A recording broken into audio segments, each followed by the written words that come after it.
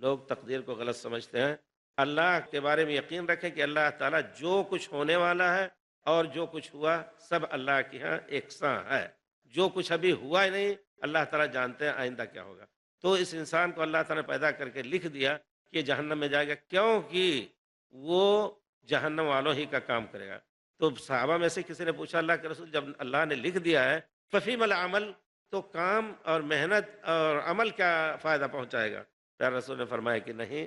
اعملوا فکل میسر لما خلق لہ، عمل کرو، جس چیز کے لیے اللہ تعالیٰ جنت کے لیے پیدا کیا ہے اللہ تعالیٰ اس کے لیے جنت کا راستہ آسان کرے گا، اور جہنم کے لیے پیدا کیا ہے یا وہ جہنم میں جائے گا اپنے عمل سے تو اللہ تعالیٰ اس کے لیے وہ آسان کر دے گا۔ یہاں یہ نہ سمجھیں کہ ہم مجبور ہیں، اللہ تعالیٰ ہمیں اپنی طرف سے جہاں چاہے ڈال دے، نہیں، اللہ تعالیٰ بہت ہی انصاف والا ہے۔ اللہ تعالیٰ کے یہاں ظلم نہیں، ان اللہ علیہ وسلم للعبید۔ اللہ تعالیٰ نے جان لیا کہ ہم ہزار اس کے لیے ہدایت کے سامان مہیا کریں گے، انبیاء آئیں گے ان کی قوم نہیں قبول کرے گی، بعد میں علماء آئیں گے ان کی باتیں نہیں قبول کریں گے، آخر جہنم میں جائے گا۔ تو جس طرف جانا چاہے گا ہم اس کے لیے آسان کر دیں گے۔ جانوروں اور چڑیوں اور تمام مخلوقات سوائے انس اور جن کے سب مجبور ہیں۔ وَإِن مِّن شَيْءٍ إِلَّا يُسَبِّحُ بِحَمْدِهِ، لیکن انس اور جن کو عقل دے کر کے اللہ تعالیٰ نے اور اختیار دے دیا کہ اگر تم خیر کی طرف جاؤ گے تو ہم وہ بھی آسان کر دیں گے، شر کی طرف جاؤ گے شر کرنا بہت سخت چیز ہے لیکن وہ بھی ہم تمہارے لیے آسان کر دیں گے۔ فَأَمَّا مَنْ آتَى وَاتَّقَى وَصَدَّقَ بِالْحُسْنَى فَسَنُيَسِّرُهُ لِلْيُسْرَىٰ، جس نے اللہ کی راہ میں دیا، اللہ سے ڈرا اور شریعت کی تصدیق کی تو اس کے لیے ہم دین اسلام آسان کر دیں گے۔ وَأَمَّا مَنْ بَخِلَ وَاسْتَغْنَىٰ وَكَذَّبَ بِالْحُسْنَىٰ، جس نے شریعت کو جھٹلایا، اللہ کے راستے میں دیا نہیں، فَسَنُيَسِّرُهُ لِلْعُسْرَىٰ، پوری دنیا کی مخالفت کر کے انسان، یقیناً پوری دنیا ایک طرف چل رہی ہے اور وہ مخالفت کر رہا ہے اللہ کی اطاعت کے، تو یہ بہت ہی سخت اور بہت ہی مشکل کام ہے، لیکن اللہ تعالیٰ وہ بھی آسان کر دے گا۔ ہم اس کی مثال کبھی کبھی دیتے ہیں حاجی صاحبان کو کہ دیکھیے عرفات سے سب لوگ نکل رہے ہیں، پورا سیلاب لوگوں کا نکل رہا ہے، پیدل چل رہے ہیں،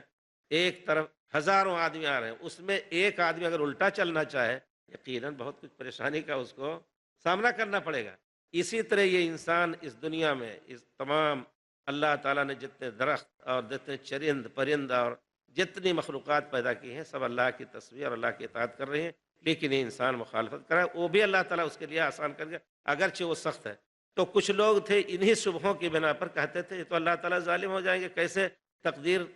کوئی چیز نہیں ہے، تو ان کو قدریہ کہا گیا، سب سے پہلے نکلے، لیکن وہ سمجھ لیجئے تھوڑے دن کے بعد ان کا یعنی خاتمہ ہو گیا یا صرف نام رہ گیا، لیکن پھر بھی بعد میں کچھ لوگ ابھرے۔ تقریب التہذیب ابن حجر کی کتاب ہے، اس میں وہ اشارہ کر دیتے ہیں کہ فلاں راوی سچے تھے لیکن لوگوں نے ان کو اتہام دیا ہے کہ وہ تقدیر کا انکار کرتے تھے۔ پھر اس کے بعد جو فرقہ ابھرا وہ خوارج کا تھا۔ خوارج نے یقین یہ سب غلو یعنی دین کی اصل پٹری سے اتر کر کے اور پھر دوسرا راستہ چل کر کے انہوں نے اپنے کو گمراہ کیا۔ خوارج جو تھے دوسرا فرقہ نکلا جو قرآن اور حدیث کو صحابہ کرام کی سمجھ کے خلاف سمجھ کر کے ایک انہوں نے ذہن بنا لیا، اس پر چل کر کے پوری امت کے لیے، اور اس زمانے میں بھی ان کا وجود رہا، پرانی تاریخ میں بھی بہت کچھ آتا ہے ان کا ذکر، انہوں نے ہمیشہ اصل دین کا چہرہ بگاڑ کر کے مسلمانوں کو ہمیشہ ستایا۔ نبی کریم صلی اللہ علیہ وسلم نے ان کے وجود کی خبر دی۔ ایک صاحب آئے اور کہتے ہیں کہ اللہ کے رسول آپ مجھے دیجئے کچھ، آپ کا یہ مال نہیں ہے۔ پیارے رسول صلی اللہ علیہ وسلم نے فرمایا یخرج من ضیضی ھذا، اس کی نسل سے کچھ لوگ نکلیں گے جو مسلمانوں کو قتل کریں گے، کافروں کو محفوظ رکھیں گے اپنے قتل سے۔ تو یہ خوارج نکلے۔ سب سے پہلے انہوں نے حضرت علی کا ساتھ دیا، اللہ کی قدرت سے وہاں کچھ اختلافات صحابہ میں ہوئے، حضرت علی کا ساتھ دیا۔ اس کے بعد جب یہ ہوا کہ نہیں فیصلہ کرا لیا جائے تو حضرت ابو موسیٰ اور عمرو بن العاص کو صحابہ نے مقرر کیا کہ دونوں فیصلہ کریں گے، جیسا فیصلہ کریں گے ان کو ہم سب مانیں گے۔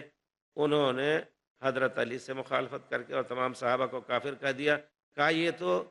انسان اور مخلوق سے فیصلہ لیتے ہیں، ان الحکم الا للہ، آیت ہے اس میں کوئی شک نہیں کہ اللہ ہی کے لیے تمام حکومت اور بادشاہت اور فیصلہ ہے، اللہ ہی کا ہے، وہی ملکیت اللہ کی ہے۔ تو کہتے ہیں یہ اللہ کی ملکیت کو انہوں نے ابو موسیٰ اشعری کو دیا اور عمرو بن عاص کو دیا، تو تمام صحابہ کو کافر کہا اور حضرت علی کو بھی کافر کہا۔ الگ ہو کر کے وہ نہروان اور ہرورہ جگہ پر جا کر کے انہوں نے مورچہ لیا اور جو بھی گزرتے تھے سب کو کافر بتا کر کے، اور پھر یہ غلو دیکھیے، اعتدال سے نکل کر کے دین میں کسی کو اس وقت تک کافر نہیں آپ کہہ سکتے جب تک واضح طور پر بغیر کسی شبہے کے کفر کا کام کر رہا ہو آدمی۔ اگر وہ چوری بھی کر رہا ہے، ڈکیتی بھی کر رہا ہے، گناہ کبیرہ کے بارے میں صحابہ کرام اور پھر ائمہ اعظام کا فیصلہ ہے کہ آدمی گناہ کبیرہ کر کے جب تک وہ حلال نہ سمجھتا ہو، زنا کو حلال نہ سمجھتا ہو، شراب پی رہا ہے لیکن شراب کو حلال نہیں سمجھتا ہے، حرام سمجھ کر کے بشری کمزوری کی بنا پر پی رہا ہے، اس کو کافر نہ کہتے تھے اور نہ کفر کا حکم اس پہ لگاتے تھے۔ لیکن انہوں نے کہا کہ جو شخص حضرت ابو موسیٰ اور عمرو بن عاص کے فیصلے کا اقرار کر رہا ہے، حضرت علی نے بھی اس کو مان لیا، وہ بھی کافر ہو گئے، جب تک توبہ کرنا نہ لیں ہم ان کے ساتھ نہیں رہیں گے۔ اور پھر انہوں نے مورچہ بنا کر کے جو بھی صحابہ میں سے یا دوسرے جو بھی ادھر راستے سے گزرتے اور ان پر قابو پا لیتے تو ان کو شہید کر دیتے۔ حضرت عبداللہ ابن خباب ابن الارت رضی اللہ تعالیٰ عنہ جا رہے تھے، جو حضرت علی رضی اللہ تعالیٰ عنہ کی طرف سے کسی علاقے کے گورنر تھے، اپنی لونڈی کے ساتھ جا رہے تھے، لونڈی حاملہ تھی، حضرت عبداللہ ابن خباب بن عرت کو انہوں نے شہید کر دیا، قتل کر دیا، اور پھر ان کی لونڈی کو قتل کر کے پیٹ چاک کر کے بچے کو بھی قتل کر دیا۔ تو اس قسم کے وہ یقیناً بہت ہی سنگ دل یہ فرقہ نکلا، صرف اس وجہ سے کہ انہوں نے دین کو جس طرح سمجھنا چاہیے تھا انہوں نے نہیں سمجھا، اور دین میں غلو کیا۔ اعتدال دین میں ہے کہ اس وقت تک کسی کو کافر نہ کہو جب تک واضح طور پر کفر کی دلیل نہ ہو، لیکن انہوں نے اپنی سمجھ کے مطابق الٹا سیدھا جو کچھ سمجھا اتنے صحابہ کو متہم کر کے، اور پھر انہوں نے لوگوں کو کافر سمجھ کر کے، اور اس وقت بھی تاریخ میں اور اس زمانے میں بھی کچھ اس قسم کے لوگ ہیں، اس فکر کے لوگ جو یقیناً آپ کو اور ہم سب کو کافر سمجھتے ہیں، موقع پائیں تو شاید جان سے بھی مار دیں، ایسے لوگ ہیں۔ یقیناً اس فرقے کی وجہ سے پوری تاریخ میں جیسا کہ ابن کثیر نے اپنے بدایہ والنہایہ میں ذکر کیا ہے، بہت کچھ تکلیف امت کو اٹھانی پڑی۔ تیسرا فرقہ جو نکلا وہ شیعہ کا تھا۔ آپ یہ سمجھیں یقیناً یہ عقائدی بے اعتدالی اور عقائدی غلو، حضرت علی رضی اللہ تعالیٰ عنہ کو انہوں نے پہلے تو کہا کہ حضرت علی رضی اللہ تعالیٰ عنہ بلا فصل، ان کی کتابوں میں لکھا ہے، اردو کی کتاب میں بھی اور فارسی کی کتاب میں بھی، کلینی وغیرہ نے لکھا ہے عربی میں بھی، کہ وہ بلا فصل خلیفہ تھے۔ لیکن اس سے پہلے آپ یہ سوچیں کہ کچھ لوگ تھے ایسے جو حضرت علی کو خلیفہ سمجھتے لیکن حضرت ابوبکر عمر کی خلافت کو تسلیم کیا، اور کچھ لوگ نکلے جو تمام صحابہ کو کافر کہہ گئے اور کہا حضرت علی ہی خلیفہ تھے، انہوں نے غصب کر لیا خلافت کو، اور باقی تمام صحابہ کو کافر کہا۔ ان کی کتاب میں واضح طور پر لکھا ہے کہ نبی کریم صلی اللہ علیہ وسلم کے بعد سب صحابہ کافر ہو گئے سوائے تین آدمیوں کے، بلال، مقداد، سلمان، باقی سب کافر ہو گئے۔ اب آپ سوچئے کفر کا اتنا بڑا فتویٰ ہر ایک آدمی نہیں لگا سکتا ہے، عالم بالکتاب و سنہ جو یقیناً رات دن دلیلوں میں زندگی گزار رہے ہیں انہی کو حق ہے، لیکن انہوں نے کہا سب کافر ہو گئے۔ اور کسی نے کہا عمار کے بارے میں کیا خیال ہے، تو کہتا ہے عمار فحاص حیصۃ ثم سلم، کافر ہونے جا رہے تھے لیکن بچ گئے وہ بھی، حاص حیصۃ ثم سلم، یہ ان کی کتابوں میں لکھا ہوا۔ اب آپ سوچیں کہ اس غلط عقیدے کی مار کہاں تک پڑ رہی ہے۔ سبحان اللہ، اگر ہمارے صحابہ، اللہ تعالیٰ گویا ان کے بارے میں جانتا نہیں تھا، اللہ کو لا علم ثابت کر رہے ہیں اپنے اس عقیدے کی بنا پر۔ اللہ تعالیٰ نے ہمیشہ صحابہ کے بارے میں کہا رضی اللہ عنہ ورضوا عنہ، وہ خاصتاً خصوصی طور پر صلح حدیبیہ کے موقع پر اللہ تعالیٰ نے یہ آیت نازل فرمائی لقد رضی اللہ عن المؤمنین اذ یبایعونک تحت الشجرہ فعلم ما فی قلوبہم، اللہ تعالیٰ راضی ہو گیا ان لوگوں سے جو پیارے رسول کے ہاتھ پہ بیعت کر رہے تھے غزوہ صلح حدیبیہ کے موقع پر۔ تو گویا اللہ تعالیٰ ان کے بارے میں جانتا نہیں تھا کہ یہ صحابہ کافر ہوں گے، راضی ہو گیا۔ اس کے بعد پھر اللہ تعالیٰ نے خاص طور پہ غزوہ تبوک جو آخری غزوہ تھا پیارے رسول کا سن 9 ہجری میں، اس میں حضرت کعب بن مالک کہتے ہیں کہ اتنے صحابہ اس میں شامل، کعب بن مالک وہی ہیں جن کا ذکر کلام پاک میں ہے، وَعَلَى الثَّلَاثَةِ الَّذِينَ خُلِّفُوا، تین آدمی بغیر کسی عذر کے یہ سوچتے تھے کل مل جائیں گے جا کر کے فوج سے، پرسوں مل جائیں گے، ہمارے پاس طاقت ہے، لیکن اللہ کی قدرت سے وہ پیچھے رہ گئے۔ تو کہتے تھے کہ اب جب بہت دور نکل گیا قافلہ تو ہمیں غم نے آ کے گھیرا، لیکن میں یہ سوچتا تھا کہ اتنے آدمیوں کے بیچ میں چھپ جاؤں گا، پیارے رسول ہمارے بارے میں معلومات نہیں لے سکتے ہیں۔ کہتے ہیں اتنے صحابہ تھے، لا یحصیہم دیوان حافظ یا دیوان و حافظ، یعنی بخاری شریف کی روایت ہے کہ ان کو کوئی ایسا دفتر جس میں لکھا جائے ان کا نام نہیں لکھا جاتا، اتنے صحابہ تھے۔ حضرت ابو زرع وغیرہ کا اندازہ ہے، کسی نے کہا 70,000، کسی نے کہا 100,000، جو بھی ہو، سب کے بارے میں اللہ تعالیٰ نے فرمایا لقد تاب اللہ علی النبی والمہاجرین والانصار الذین اتبعوہ فی ساعۃ العسرہ، اللہ تعالیٰ نے توبہ ان کی قبول کی، نبی کی اور مہاجرین کی اور انصار کی، الذین اتبعوہ فی ساعۃ العسرہ، بڑے تنگی میں، گرمی کا وقت تھا اور کھیتیاں فصل تیار تھی، سب کو چھوڑ کر کے جہاد کے لیے نکلنا تھا، اللہ تعالیٰ نے اپنی رضامندی کا ان سے اعلان کیا۔ اب یہ لوگ آ کر کے کہتے ہیں سب کافر ہو گئے، اس وجہ سے جیسا کہ علماء نے بغیر کسی شبہ کے لکھا ہے، ابو زرع اور دوسرے اس سے پہلے ان کے بعد خطیب بغدادی اور دوسرے لوگوں نے لکھا ہے کہ سب سے پہلے اس عقیدے کا بانی جو ہے وہ عبداللہ ابن سبا یہودی تھا، اس نے یہ عقیدہ ظاہر کیا کہ تمام صحابہ کافر ہو گئے۔ اسی وجہ سے علماء نے کہا کہ ان کا یہ عقیدہ پورے دین کو ڈھانے کا سبب ہے، کیونکہ قرآن انہی لوگوں سے ہمیں ملا ہے۔ جب ان کو ہم کافر کہہ دیں گے تو ہم کافروں سے قرآن لیں گے۔ پیارے رسول کی سنت کو انہوں نے لکھا، انہوں نے حفظ کیا، ان سے تابعین نے حفظ کیا، اور جب یہ لوگ کافر ہو گئے تو کافر چونکہ وہ ثقہ نہیں ہو سکتا ہے، اعتبار کے قابل نہیں، گویا دین میں نہ قرآن رہ گیا نہ سنت رہ گئی۔ اس وجہ سے ابو زرع رحمۃ اللہ علیہ اور دوسرے علماء نے کھل کر کے کہا کہ یہ لوگ اصل میں دین کے خلاف سازش کر رہے ہیں اور پورے دین کو ڈھانے کا ان کا مقصد ہے۔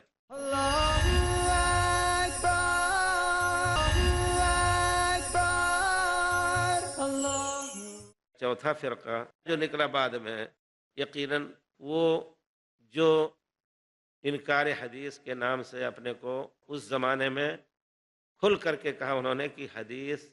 یہ شریعت کا کوئی جز نہیں ہے، یہ بھی عقیدے ہی کا مسئلہ ہے۔ ان میں سے کچھ لوگ ایسے تھے کہتے تھے یہ عقیدہ صرف قرآن سے لیا جائے گا اور حدیث سے نہیں لیا جائے گا، تو گویا عذاب قبر اور بہت سی ایسی احادیث کا انکار کر دیا جس میں یقیناً غیب سے متعلق جس کی خبریں، وہ کہتے ہیں کہ خبر احاد کے نام سے ایک چیز آئی ہے اصول فقہ میں،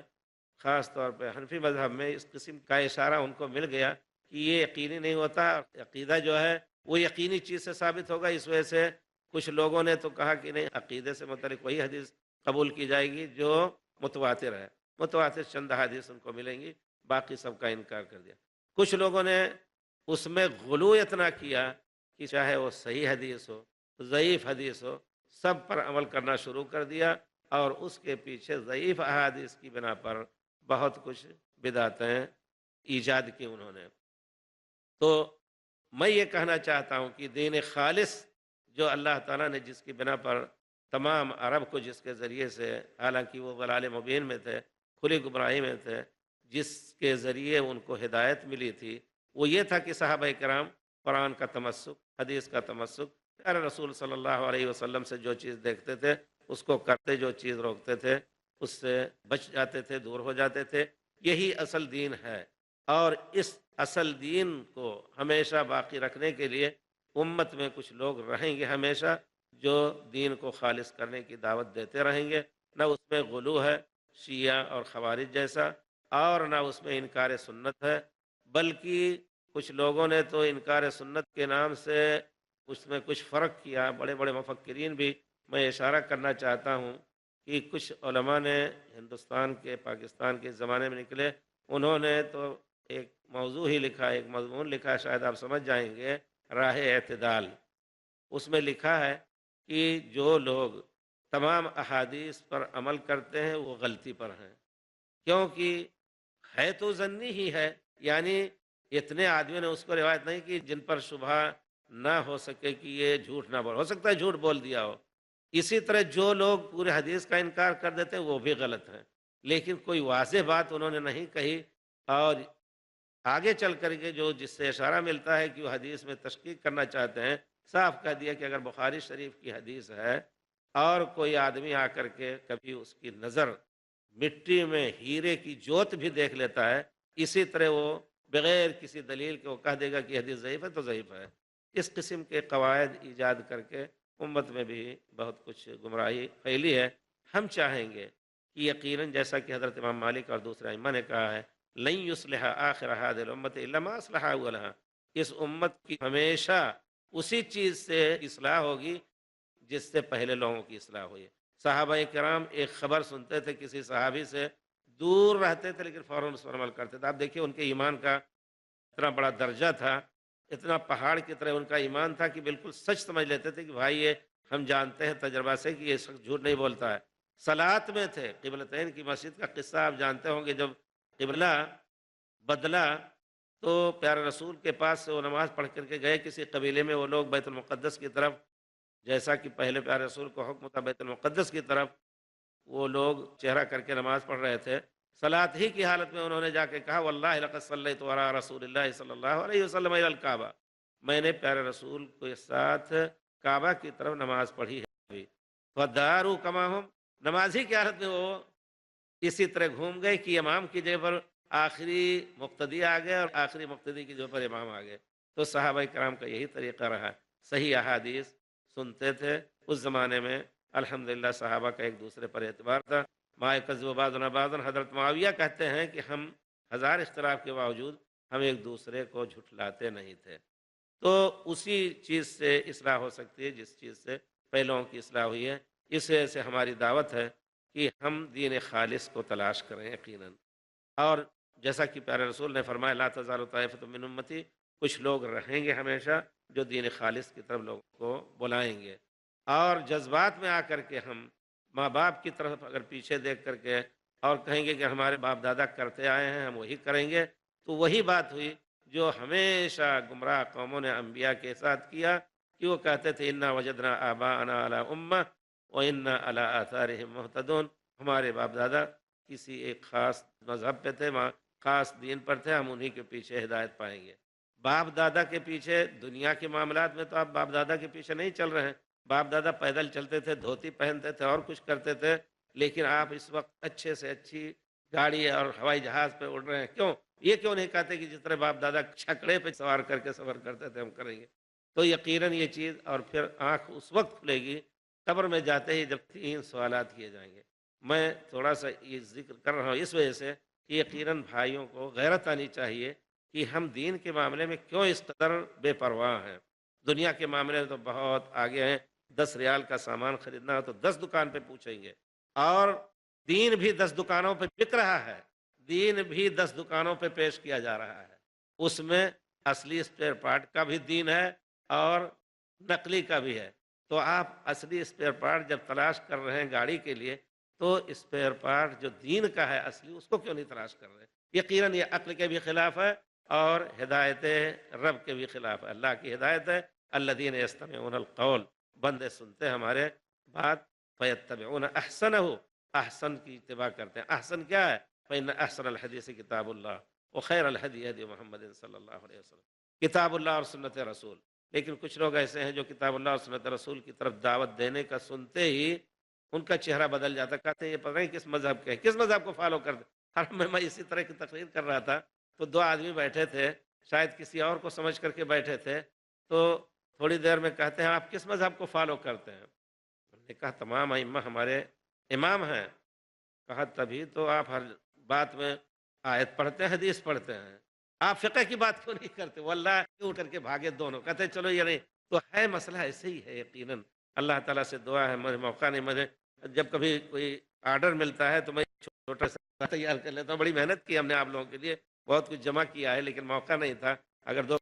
لوگ ہیں تو شاید تفصیل سے۔ تو اللہ تعالیٰ ہم سب کو دین کے سمجھنے کی توفیق دے۔ یقیناً یہ چیز پیارے رسول خود دعا کرتے تھے، یا مقلب القلوب ثبت قلبی علی دینک، اے دلوں کے پھیرنے والے میرے دل کو اپنے دین پر ثابت قدم رکھا۔ ثابت قدم کیونکہ پیارے رسول صلی اللہ علیہ وسلم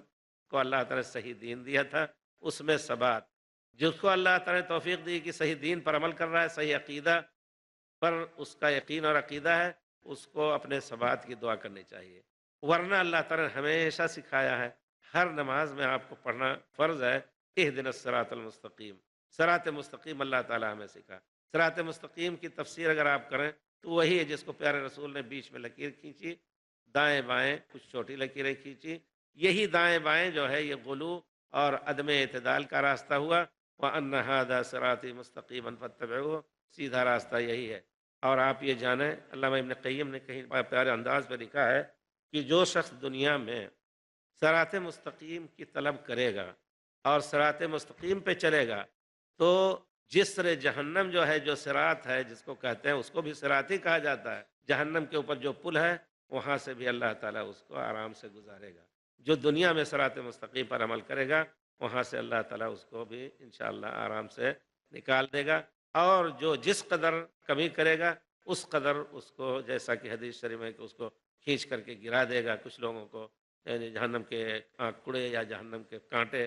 گرا دیں گے، کچھ لوگوں کو زخمی کر دیں گے۔ تو اللہ تعالیٰ سے یہ دعا کیجیے، یقیناً ہماری یہی تاکید ہے۔ اللہ کا شکر ہے، اللہ کا شکر ہے کہ ہم نے صحیح دین حاصل کیا اور صحیح دین پڑھا۔ الحمدللہ ماں باپ کو بھی اسی عقیدے پہ پایا، کوئی شرک نہیں، کوئی بدعت نہیں، نہ کسی مذہب اور کسی سے تعلق، تمام ائمہ سے محبت۔ میں نے ایک کتاب لکھی ہے چھوٹی سی تقلید، عربی میں لکھی تھی، وہ چھپ گئی، اتباع بھی، اتباع رسول فقہ سلف۔ میں یہ کہنا چاہتا ہوں کہ ہمارے بھائی جو خاص طور پہ ہندوستان اور پاکستان میں جو جنگ ہو رہی ہے، تو ایسے لوگوں میں جو حدیث اور قرآن کی طرف دعوت دیتے ہیں، اور دوسرے لوگوں کی طرف صرف اس وجہ سے جنگ ہو رہی ہے کہ وہ یقیناً انہوں نے غلو کیا ائمہ کے حق میں، اور کوئی بھی بات امام کی چھوڑنا ان کو گوارا نہیں ہے۔ آپ سوچیں، ان بڑے عالم نے کہہ دیا ہے کہ اگرچہ یہاں مسئلہ میں جان بوجھ کر یہ بات کہتا ہوں، کیونکہ الحمدللہ اس میں ہندوستان، پاکستان، بنگلہ دیش اور ہر جگہ کے، نیپال کے سب ہیں بھائی لوگ، ہم چاہتے ہیں کہ ہر ایک سوچے کہ ہمارا دین کہاں تک صحیح ہے، اور دین کو صحیح جاننے کے لیے ہمیں کسوٹی پہ رکھنا ہوگا۔ اللہ نے میزان اتارا ہے قرآن اور حدیث کا۔ اگر ہمارا عقیدہ قرآن حدیث کے مطابق ہے تو یقیناً ہمارا دین صحیح ہے۔ اس وجہ سے کوشش کیجئے، ہم نے اس میں لکھا ہے کہ یقیناً بزرگ نے لکھ دیا ہے، کہتے ہیں کہ اگرچہ یہاں حدیث صحیح ہے، لیکن چونکہ ہم فلاں امام کے تابع ہیں، اس وجہ سے ہمیں یہ حدیث لینا صحیح نہیں۔ یہاں بھی غلو ہو گیا امام کے حق میں، امام صاحب نے تو خود منع کیا، تو ہم کہتے ہیں اللہ کا شکر ہے، ہم امام صاحب کے متبع ہیں۔ اگر مقلد کہو تو ہم امام صاحب کے مقلد ہیں۔ عقیدے میں بھی امام ابو حنیفہ رحمۃ اللہ نے کہا ہے کہ جو شخص یہ کہتا ہے کہ اللہ تعالیٰ عرش پہ نہیں ہے، وہ کافر ہے۔ اب سوچیں ہمارے بھائی جو علماء کرام ہیں، جو یہ عقیدہ چھوڑ کر کے اشعری عقیدہ کہ اللہ تعالیٰ ہر جگہ ہے۔ اسی طرح امام صاحب نے کہا ہے کہ پہلے حدیث ملے، اصول ہم نے سب کے ذکر کیے، اور باقاعدہ ان کی کتابوں سے انہوں نے کہا پہلے قرآن دیکھتا ہوں، پھر حدیث دیکھتا ہوں، پھر صحابہ کرام کا قول ملا تو اس کو چھوڑتا نہیں ہوں۔ اللہ تعالیٰ ہم سب کو توفیق دے کہ ہم دین کو سمجھیں، اور دین کے سمجھنے کا طریقہ یہ ہے کہ اہل دین خالص کے پاس بیٹھیں، اور پھر اس کو جو پائیں اس پر عمل کرنا شروع کر دیں انشاءاللہ۔ اللہ اکبر، اللہ